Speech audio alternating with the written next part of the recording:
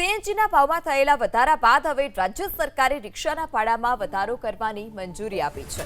વાહન વ્યવહાર વિભાગે જાહેર કરેલા નવા દર મુજબ હવે રિક્ષાનું મિનિમમ ભાડું પ્રથમ 1.2 કિલોમીટર માટે 25 રૂપિયા રહેશે।